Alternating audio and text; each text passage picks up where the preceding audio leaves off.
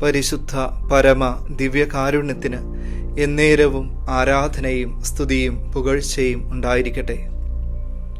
യെശയ്യാ പ്രവാചകന്റെ പുസ്തകം 2-ാം അധ്യായം 10 മുതൽ 11 വരെയുള്ള തിരുവചന ഭാഗങ്ങളിലൂടെ കർത്താവ് നമ്മളോട് ഇങ്ങനെയാണ് സംസാരിക്കുക. പൊടിയിൽ ഒളിക്കുവിൻ, കർത്താവിൻ്റെ ഭീകരതയിൽ നിന്നും അവിടുത്തെ മഹിമാ അതിശയത്തിൽ നിന്നും രക്ഷപ്പെടുവിൻ. മനുഷ്യൻ്റെ അഹന്ത തലതാഴ്ത്തും, അഹങ്കാരികളെ എളിമപ്പെടുത്തും. കർത്താവ് മാത്രം ആ ദിനത്തിൽ ഉയർന്നു നിൽക്കും. നമ്മുടെയൊക്കെ ജീവിതം ഒരു നാൾ മണ്ണിന് തന്നെ വിട്ടുകൊടുക്കേണ്ടതാണെന്ന് വിളിച്ചറിയിക്കുന്ന ഒരു ദിനം കൂടിയാണ് ഈ വിഭൂതി ബുധൻ. പലതും നേടിയെന്ന ഭാവത്തിൽ ജീവിതത്തെ ആഘോഷമാക്കി മാറ്റുവാൻ ശ്രമിക്കുമ്പോൾ നമ്മൾ നെറ്റിയിൽ വരയ്ക്കുന്ന ചാരം ഒരു മുന്നറിയിപ്പ് നമുക്ക് തരുന്നുണ്ട്. ഒരു കാറ്റിന് പോലും പറത്തിക്കളയുവാൻ സാധിക്കുന്ന ചാരമാണ് നമ്മുടെ ഈ നൈമിഷികമായ ജീവിതം എന്നുള്ള മുന്നറിയിപ്പ്. തപസ് കാലാരംഭത്തിൽ ഈശോ യെശയ്യാ പ്രവാചകനിലൂടെ നമ്മളോട് ആവർത്തിച്ച് പറയുന്ന കാര്യം ഇതുതന്നെ: നീ പൊടിയിൽ ഒളിക്കുക. പൊടി എത്ര നിസ്സാരമാണോ അത്രയേറെ നിസ്സാരമാണ് നമ്മുടെ ജീവിതവും.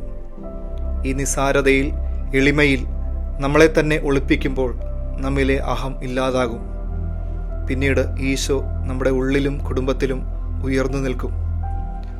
കുടുംബത്തിലും വ്യക്തിജീവിതത്തിലും സ്വയം എളിമപ്പെടുവാൻ സാധിക്കാത്തതിൻ്റെ പേരിൽ എത്രയേറെ പ്രശ്നങ്ങളും അസ്വസ്ഥതകളുമാണ് മുളപൊട്ടുന്നത്. ഈ തപസ്സുകാലം ഈശോ നമ്മിൽ ഉയർന്നു നിൽക്കുവാൻ, നമ്മളെ തന്നെ എളിമ എന്ന പുണ്യത്തിൽ ഒളിപ്പിക്കുവാൻ നമുക്ക് ശ്രമിക്കാം. ഈശോയുടെ പീഡാസഹനങ്ങളെ ധ്യാനിച്ചുകൊണ്ട് പരിഹാര പ്രവൃത്തികളിലൂടെ, പുണ്യജീവിതത്തിലൂടെ നമ്മെ തന്നെ എളിമയാകുന്ന പൊടിയിൽ നമുക്ക് ഒളിപ്പിക്കാം. ഈശോ മാത്രം നമ്മിലും നമ്മുടെ കുടുംബങ്ങളിലും ഉയർന്നു നിൽക്കട്ടെ.